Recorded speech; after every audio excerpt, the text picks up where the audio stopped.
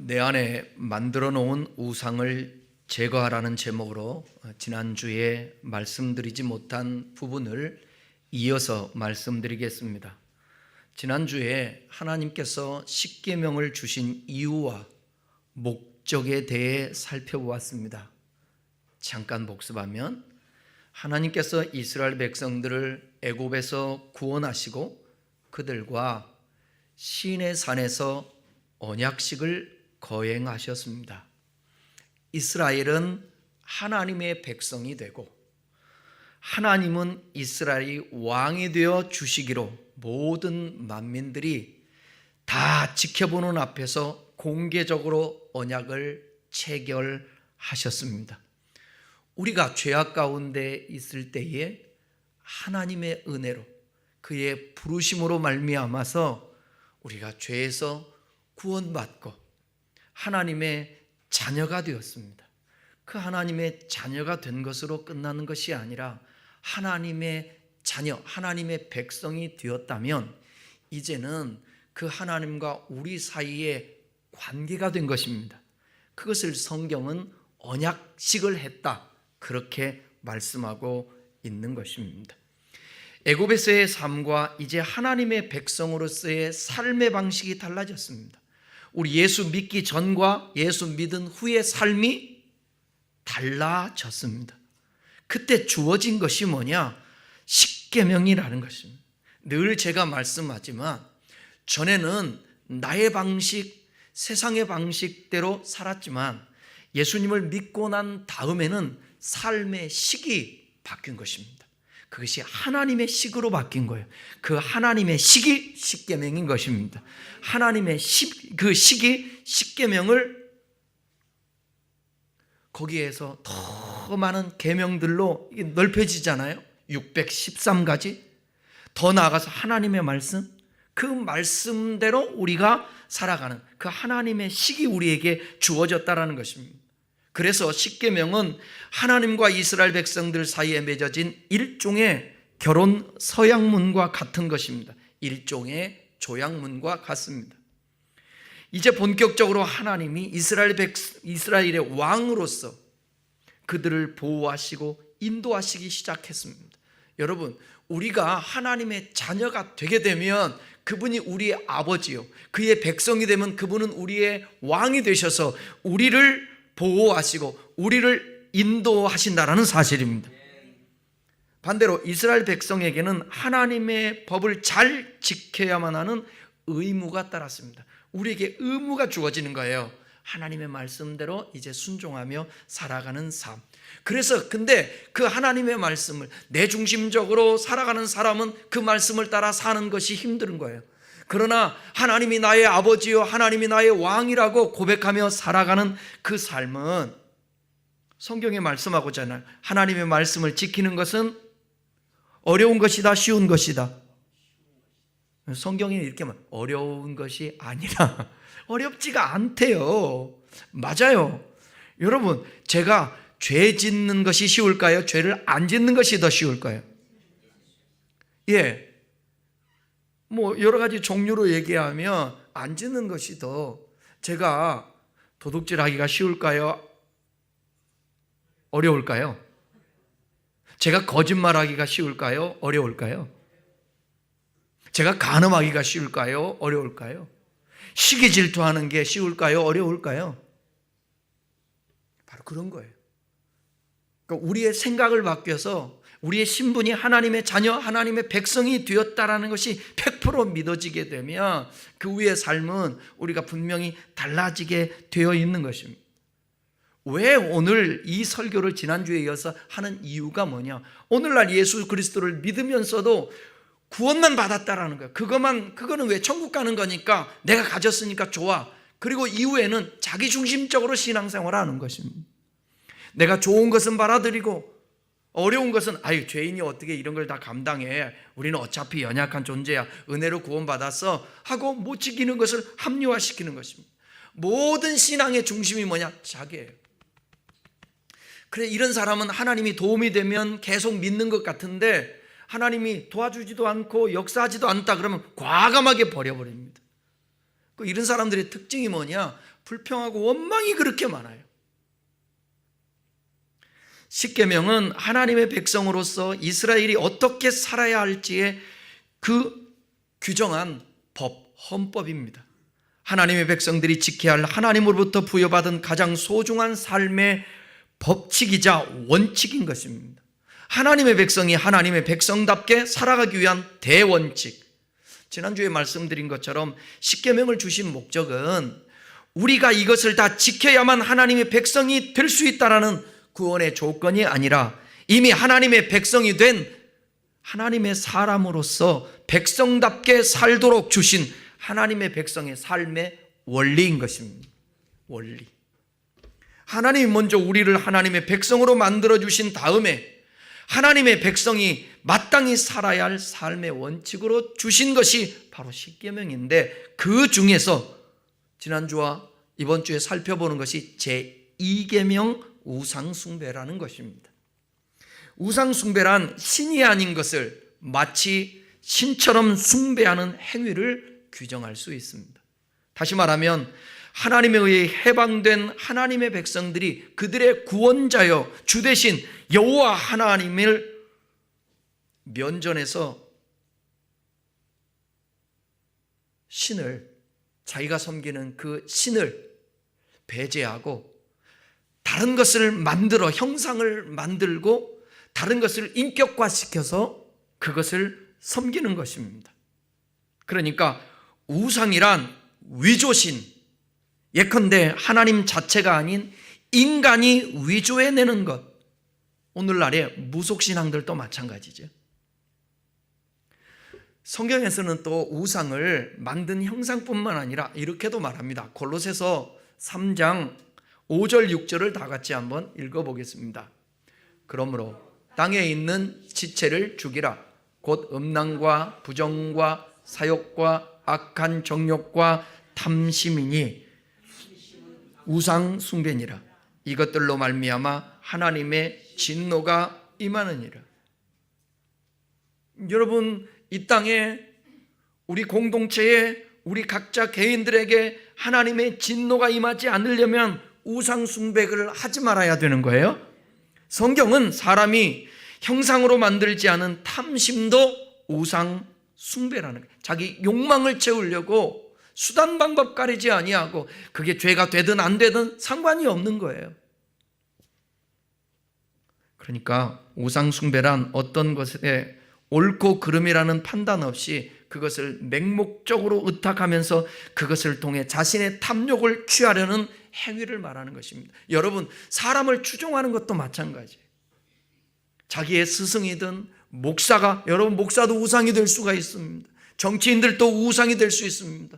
앞장서서 외치는 그 지도자들도 우상이 될 수 있습니다. 그의 말이라면 100% 맞는 줄 알고 성경에서 뭐라고 말씀하는 것도 큰 개의치 않아요. 여러분, 하나님 까불지 마. 하나님 까불면 나한테 죽어. 이건 말이 안 되죠. 그죠? 목사 세계 속에서는 여러분 이건 이해할 수 없는 거예요. 성도가 내 앞에서 옷을 벗으면 내 성도요, 그걸 거절하면 내 성도가 아니다. 이게 말이 됩니까? 그런 사람들을 추종하는 거예요. 이건 우상화시키는 것입니다. 어떤 좋은 일을 하고 어떤 그런 그 사람들에게 복음을 전하고 선도한다 할지라도 이런 고백들은 이미 그 안에 내재되어 있는 그 악함이에요. 하나님 앞에 감히 그럴 수 없는 거예요.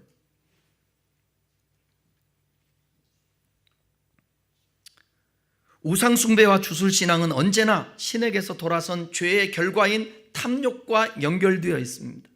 사람들은 그것이 다산이든 풍요든 성공이든 안전이든 언제나 자신의 현세적 욕망을 위해 어떤 것을 주술적으로 믿고 숭배를 합니다. 교회가 그런 거예요. 교회도 그럴 수가 있는 거예요. 그저께인가요? 집사람하고 자동차 검사 마지막 날이라서 자동차 검사를 받는데 1시간 반 걸린대.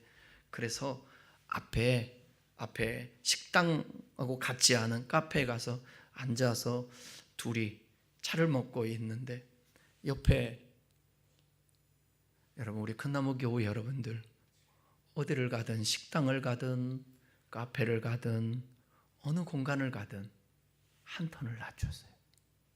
그랬어요? 네, 이 정도 해야지. 그러니까 너무 시끄러워가지고 있을 수가 없어요. 근데 이분들이 천주교인들이더라고요.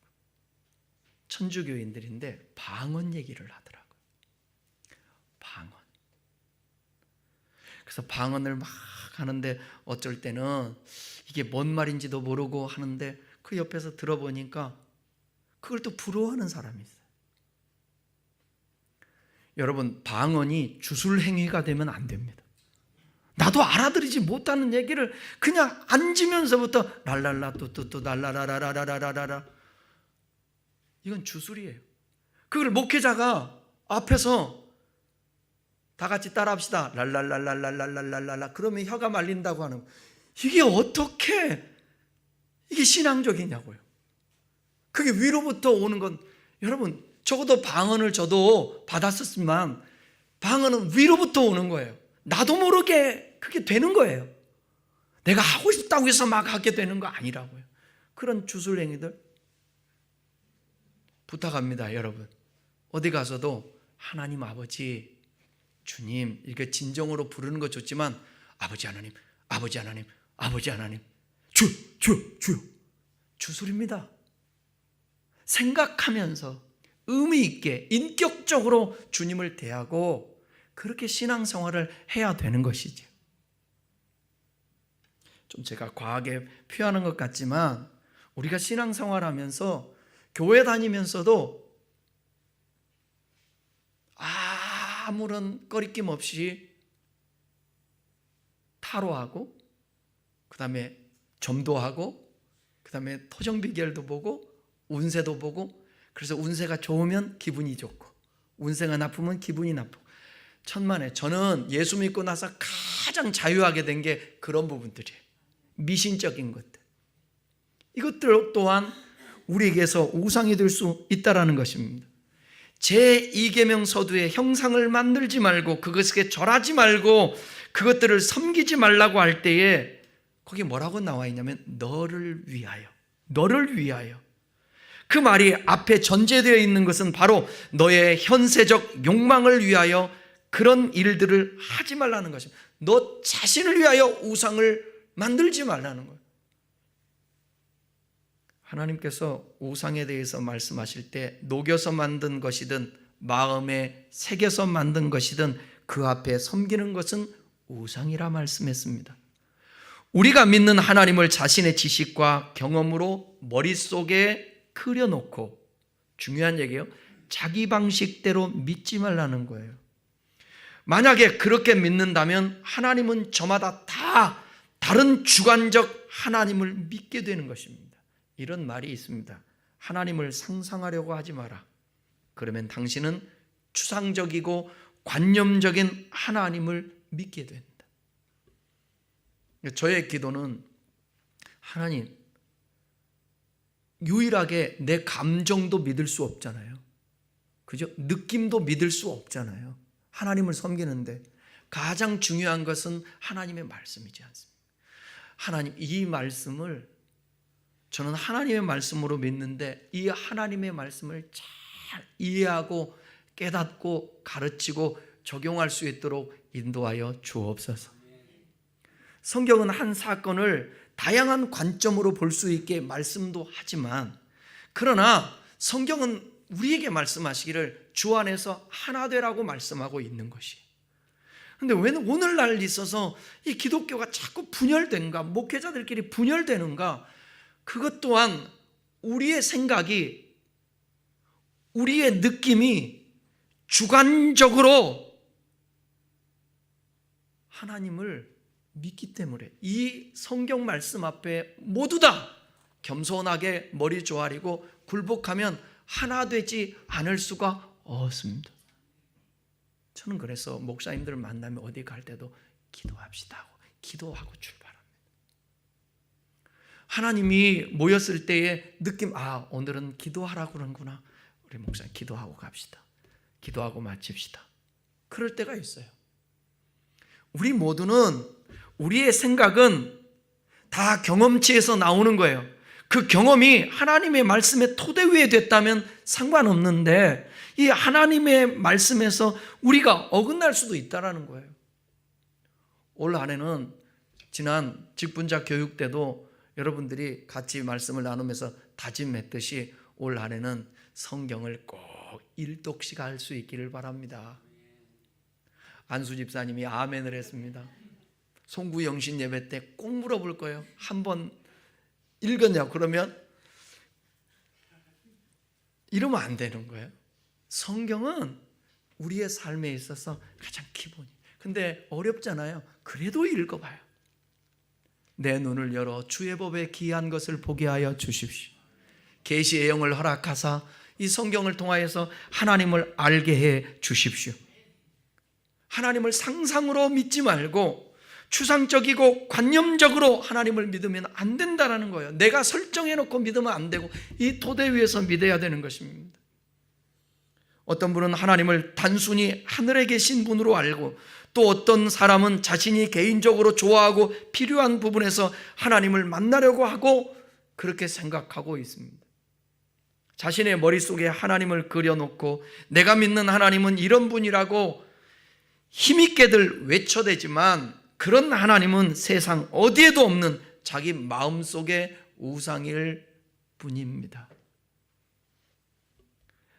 하나님을 자신의 생각의 수준으로 끌어내리려는 이러한 인간적인 시도를 우리는 버려야 하는 것입니다. 그래서 모든 삶이 항상 만사가 형통되고 하는 일마다 잘 되고, 그러면 내가 잘해서 그렇게 되는 줄 알고 자기를 점검하지를 않아요. 그러다가 넓은 길, 멸망의 길로 가는 거예요. 하나님은 고난당함이 내게 유익이라. 그래서 여러분, 믿음의 사람들, 끝까지 믿음 지키고 가는 하나님의 사람들 보면 가시가 있어요. 성경에 나오는 위대한 인물, 신약 성경에 나오는 위대한 인물 중에 가시 가졌던 사람이 누구예요? 바울. 어디에 하나님의 위대한 사람들 치고 가시 없었던 사람들이 있었나요? 인물들? 여러분이 한번 찾아보세요. 다 가시가 있습니다. 성경에서 가장 순탄하고 평안한 삶을 살았던 사람이 그래도 꼽으라면 누굴까요? 이삭이라고 봅니다. 이삭의 자녀가 이름이 뭐죠? 이삭. 에서와 야곱이지 않습니까? 그런데 자기 생은 참 개인적으로는 평안했는데 자식이 아프고 힘들고 서로 다투면 부모가 참 속상한 거 아니겠습니까? 야곱과 에서가 그런 관계예요. 모든 사람들은 다 가시들이 있어요. 그러므로 인해서 자기를 돌아보고 점검하고 내가 하나님을 제대로 지금 믿고 있는가, 섬기고 있는가 바라보게 되는 것입니다. 그러니까 그것도 그 고난당함이 그 유익이에요. 다윗과 같은 경우가 그런 것 같아요. 항상 어렵고 힘들고 쫓기고 그럴 때는 하나님 여쭈어 가라되, 하나님 앞에 늘 여쭙지만, 그러나 이제 왕이 되어서 나라가 태평성대를 누리고 어려움이 없을 때, 평안할 때, 그때 왕궁을 거닐다가 우리아의 아내 밧세바를 범하는 그런 일들이 있지 않습니까? 언제나 우리 안에서 모든 것이 잘 되면 스스로가 잘하고 있다라고 생각하는 그 자체도 우상일 수 있다라는 것입니다.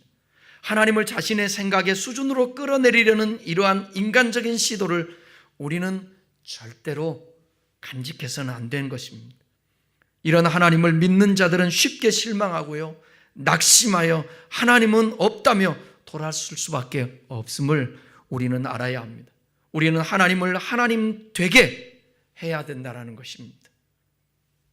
하나님께서 우리에게 계시해 주신 것 외에 내 멋대로 상상해서 하나님을 정의하면 안 되고, 내게 하나님이 상상의 부산물로 내 마음의 우상이 되어 있으면 안 된다는 것입니다. 그것은 내가 만든 하나님이 되는 것입니다. 우리는 때론 안전한 신에 대한 환상을 가지려고 합니다. 그래서 우리가 다루기 쉬운 모습으로 하나님을 만들어가려는 경향이 있습니다. 지금 우리는 하나님을 가볍게 여기는 시대에 살고 있습니다. 그런데 이 문제는 현 시대뿐만 아니라 구약에서 이스라엘이 광야를 통과했을 때도 동일하게 있었다는 것입니다. 유진 피터슨은 이렇게 말해요. 교회가 가장 심각하게 저지른 죄악은 아마도 하나님을 가볍게 만들어버린 것이다. 그렇게 지적했습니다. 유명한, 오늘 이 시대에 참 존경받는 미국의, 우리 저 대한민국에도 목회자들이 이분의 영향을 안 받은 사람이 거의 없을 정도로 유명하신 분인데, 팀 켈러 목사님이십니다. 이분이 쓴 책 내가 만든 신이란 책에서 우상이란 하나님만이 주실 수 있는 것을 우리가 다른 것으로 얻고자 의지하는 대상이다, 이렇게 말하고 있습니다. 내 안에도 우상이 자리 잡고 있는지 궁금하다면 다음과 같은 질문을 해보라는 거예요. 저것만 있으면 내 삶이 의미 있을 거야. 나도 가치 있는 사람이 될 거야. 내가 중요해지고 안정감이 들 거야 라고 생각하는 것이 있는가라는 것입니다. 만약 뭔가가 있어야만 행복해질 수 있다고 생각하고 그 뭔가가 하나님보다 더 중요하다면 그것이 내가 만든 가짜신, 즉 우상이 될 수 있다는 것입니다. 그것 없으면 못 사는 게 바로 우상입니다. 이것이 자식일 수도 있습니다. 이것이 가족일 수도 있습니다. 이것이 물질일 수도 있습니다. 이것이 우상일 수도 있습니다. 그래서 우리의 삶에 늘 언제나 하나님이 척도를 줘요. 너에게 물질의 우상이 아니다 라는 증명을 대라. 그것이 하나님 앞에 물질로 드리는 거예요.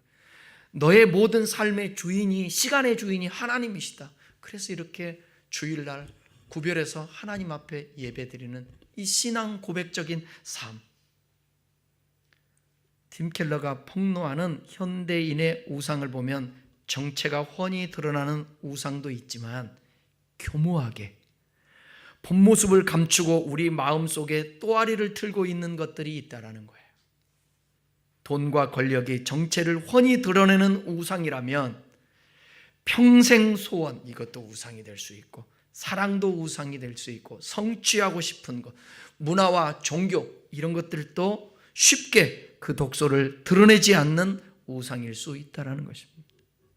팀 켈러는 아브라함이 평생 소원해왔던 아들 이삭을 얻었지만 아브라함이 하나님께 순종해온 동기가 이 아들을 얻기 위함이었다면 그 평생 소원 자체가 우상이 될 수 있음을 지적합니다. 이런 걸 찾아내야 되거든요.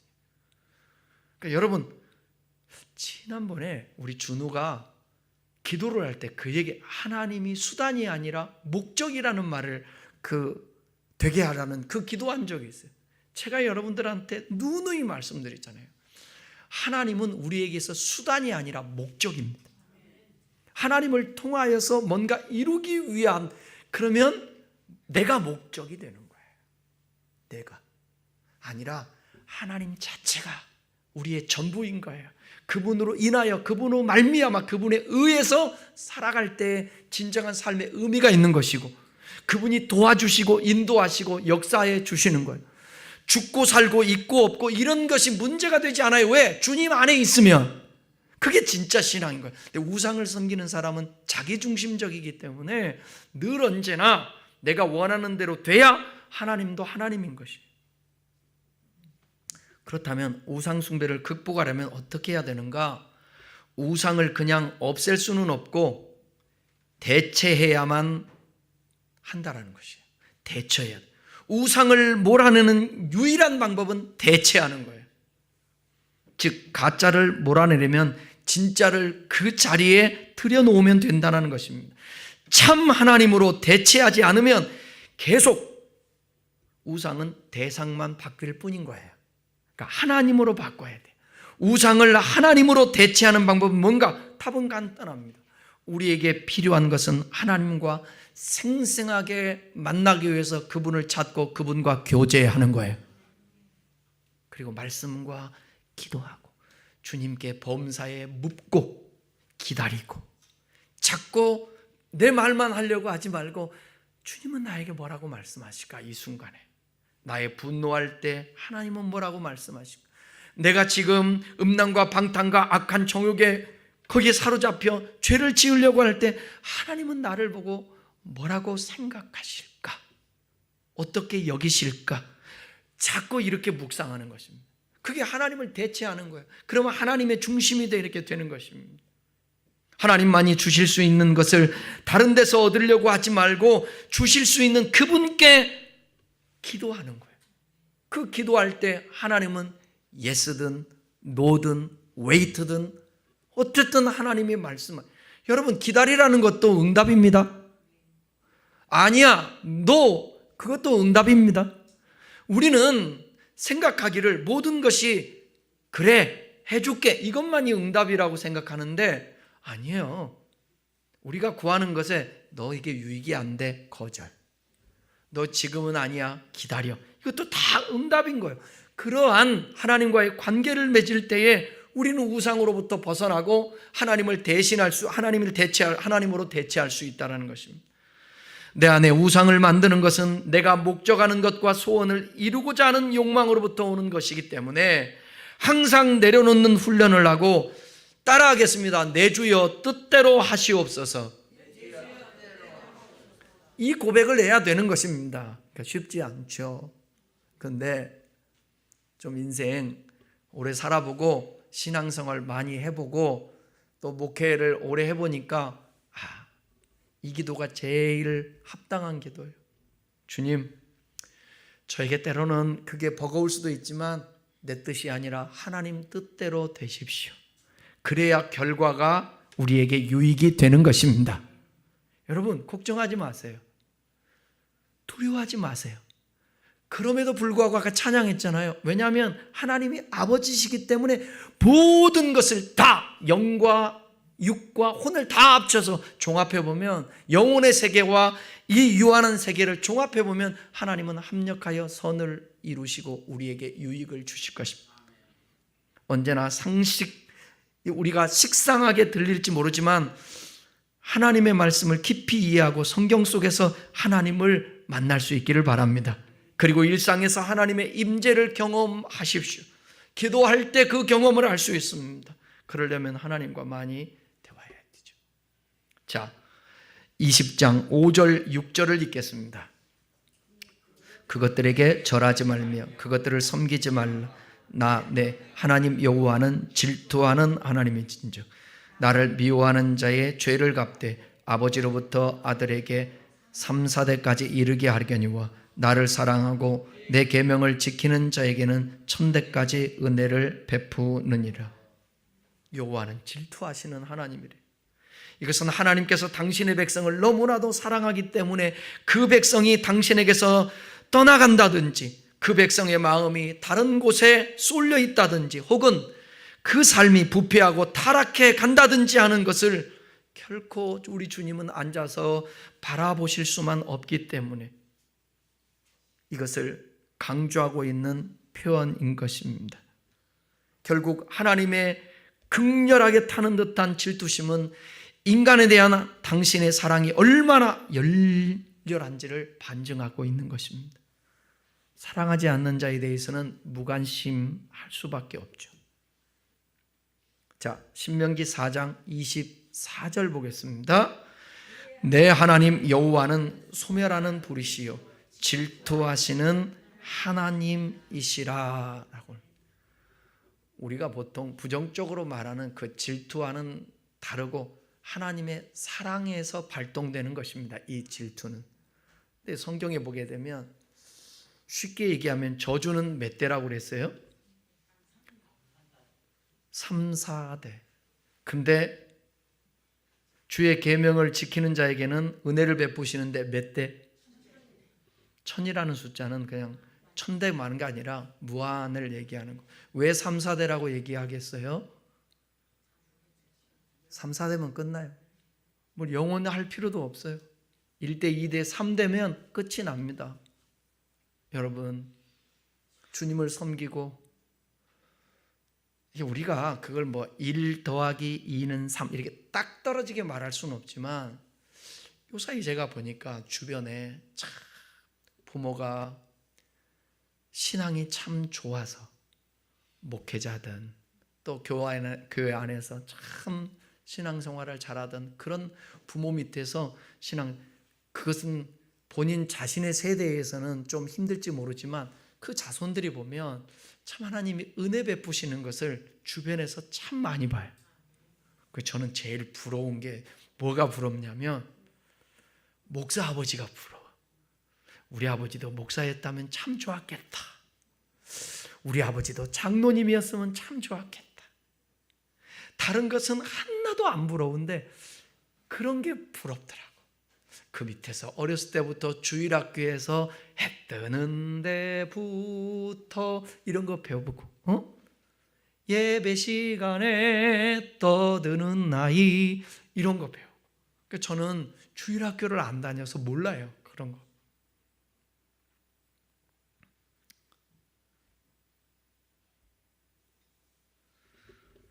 결론을 말씀드리겠습니다. 사랑하는 여러분, 특별히 그리스도인에게 우상은 하나님을 안 믿는 것이라 아니라 하나님도 때로는 믿고 하나님 말고 다른 것도 의지하는 것입니다. 성경은 여호와만을 섬기라고 말합니다. 그렇게 할 때 하나님께서 복을 주신대요. 그 말씀을 사무엘상 7장 3절에서 4절, 아마 한참 전에 제가 몇 달 전에 설교했던 본문이었는데 같이 한번 읽어보겠습니다. 사무엘이 이스라엘 족속에게 말하여 이르되 만일 너희가 전심으로 여호와께 돌아오려거든 이방 신들과 아스타롯을 너희 중에서 제거하고 너희 마음을 여호와께로 향하여 그만을 섬기라. 그리하면 너희를 블레셋 사람의 손에서 건져내시리라. 이에 이스라엘 자손이 바알들과 아스타롯을 제거하고 여호와만을 섬기니라. 이럴 때 하나님이 친히 싸워주셔서 이스라엘의 대적으로부터 승리하게 블레셋을 물리쳐주고 주변 국가의 대적들을 우리 주님께서 물리쳐 주셨다라는 사실입니다. 사랑하는 큰나무 교회 여러분들, 순수하게 하나님만이 오직 나의 주님이라고 그렇게 고백하면서 주님이 주시는 그 은혜를 누리며 살 수 있는 우리 성도 여러분들 다 될 수 있기를, 이 영상으로 예배드리는 우리 성도들 될 수 있기를 주님의 이름으로 축원합니다. 다 같이 함께 기도하겠습니다.